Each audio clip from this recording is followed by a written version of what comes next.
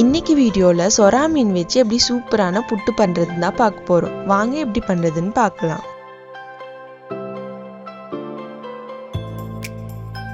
சொரா மீனை இந்த மாதிரி கட் பண்ணி வாங்கிட்டு வந்துக்கலாம்.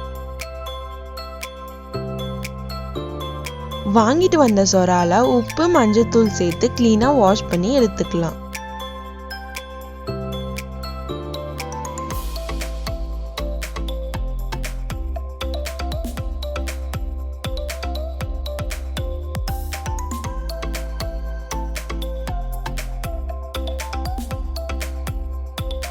ஒரு கடாயில தண்ணி சேர்த்து அதுல சொரா மீனையும் சேர்த்துக்கலாம்.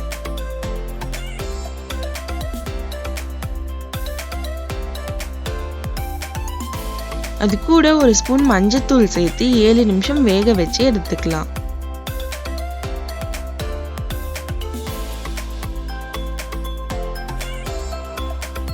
சொரா மீன் நல்லா வெந்ததும் தண்ணியில இருந்து எடுத்து பிளேட்க்கு டிரான்ஸ்ஃபர் பண்ணிக்கலாம்.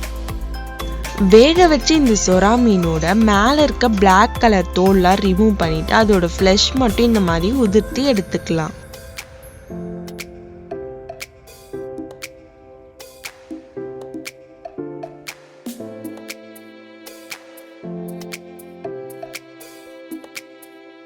ஒரு கடாயில 3 ஸ்பூன் எண்ணெய் சேர்த்துக்கலாம்.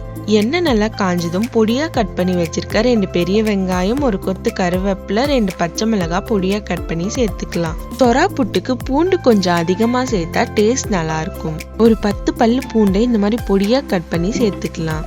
வெங்காயம் 50% வதங்கினதும் நம்ம உதுத்து வச்சிருக்க சொரா மீனையும் சேர்த்துக்கலாம். அது கூட 1/2 ஸ்பூன் மஞ்சள்தூள், தேவையான அளவு சால்ட், 1 ஸ்பூன் மிளகுத்தூள் சேர்த்துக்கலாம்.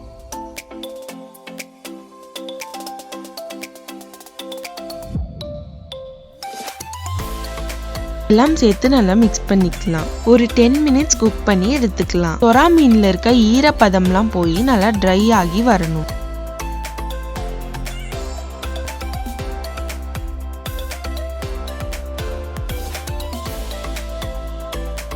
ஃபைனலா கொஞ்சமா கொத்தமல்லி தூவி இறக்கணும்னா சூப்பரான சொரா புட்டு ரெடி.